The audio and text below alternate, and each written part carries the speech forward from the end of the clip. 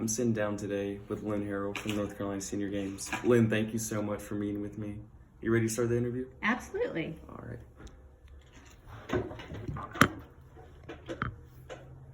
All right, Lynn. So my first question, how did you find yourself working for a North Carolina Senior Games organization? So I was a student at State, and the current executive director came to our class and recruited us as volunteers. And I had a great experience as a volunteer, and then became an intern and a part-time employee, eventually became a full-time employee. What special skills or abilities have allowed you to have success with this job?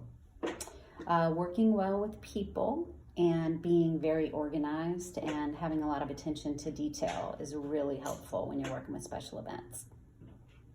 Is an advanced degree necessary for this job? It's not. We do have, all of our employees have at least a bachelor's degree, but our executive director and myself and our sports coordinator all do have a master's degree. What common intern mistakes should I avoid? So taking too much responsibility for things without asking questions is sort of one end of the continuum that you would want to avoid. And then the other end of the continuum that you would want to avoid is not being involved at all. So being quiet and not being involved in things, I think, would be a mistake, because the whole purpose of the internship is to have a learning opportunity, and you want to really dig in and be involved in the organization that you're in so that you can learn as much as possible while you're there. What should I do to separate myself from others that are also trying to get into the sport management field? I think getting to know as many professionals as you can is the most helpful thing.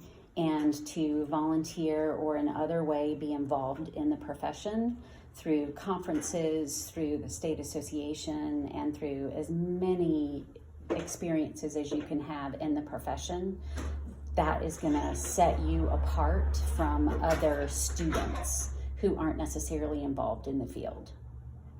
How rewarding is it to work with older adults, and what kind of impact does your organization leave on these individuals?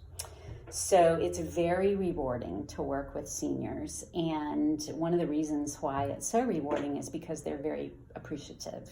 Children are very fun to work with, but they don't know enough and haven't had enough life experience to know that to produce a product, it takes a lot of effort.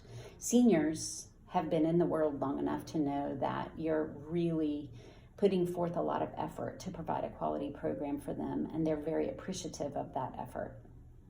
So that's one of the most rewarding things. And participants also tell us that by participating in senior games, the impact that we are making on their lives is to encourage them to exercise regularly, which is our mission. And so when we do research on senior games participants, they tell us consistently that we are accomplishing our mission because they are more active than other people their age who are not participants. What kind of training did you not receive for your job that you wish you had? So being a supervisor is one of the most challenging and most rewarding things that is part of my job, and having the opportunity to take the leadership and supervision class while I was at State, it was helpful and valuable, but it's been the on-the-job training. So having sort of a tips and suggestions would have been helpful to have specifically regarding supervision. How would you describe a typical workday? There's no such thing as a typical workday at Senior Games. It depends on the season. And what I can say is typical is that's what's typical, is that there's a variety. We do everything ourselves. So we answer the phone, we answer the door, we plan the programs, pack the boxes, do the office cleaning, and communicate with new people about being volunteers and schedule facilities. So there's really a variety every day. What do you find most enjoyable about this job? Interacting with our staff. Our team is really awesome. And also interacting with the volunteers from around the state and with the participants. It's the people that's most rewarding. Are there too many or too few people entering this profession? When I was in school, there was more of a 50-50 split between men and women that were in school. And now the classes that I visit seem to really be heavily more men, much more than 50%. And so I wish that more women were entering the profession. And the other thing I notice is that lots of the current students are not wanting to go into parks and recreation, municipalities, or the service sector and nonprofits. And so regarding how many total people are going into the profession, I don't have a good sense of that, but it's that change in what the students want to do that I'm noticing. I wish more people were going into municipal recreation or were interested in that. What qualities, skills, and sort of the level of education do you look for when searching for an employee? So having attention to detail is really important, but caring about our organization and caring about doing quality work is something we can't train for. And so that's the most important quality, I think, is that they care about the quality of the work that they are doing and are going to do their best. What sort of competition does your organization experience? We experience competition for resources for other nonprofits who want sponsorships from organizations, and also regarding volunteers for other organizations that want to have volunteers. Who are the volunteers going to help? Are they going to help us, or are they going to help other people, other organizations? Because obviously everybody has limited time. Does your organization offer internships? We do, and we have very specific details related to that on our website. What are some strengths of yours that are useful for your job? So having that attention to detail and having that focus on excellence and quality, but also really caring about the mission of our organization and about the people who are involved in our organization. I think those things serve me very well. What are some strengths of yours? Sorry. What's your favorite part about your job? My favorite part is the people. So the staff that works here in this office, they're very fun, and we're all very engaged in what we do. We all care a lot about senior games and each other.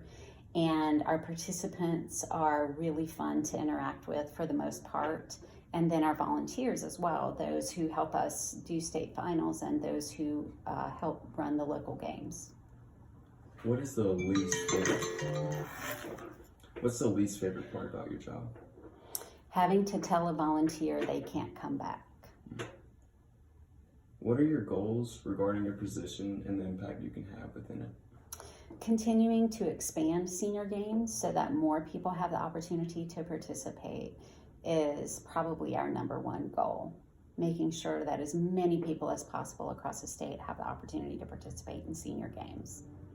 What makes this organization more attractive to job candidates when compared to other organizations like this?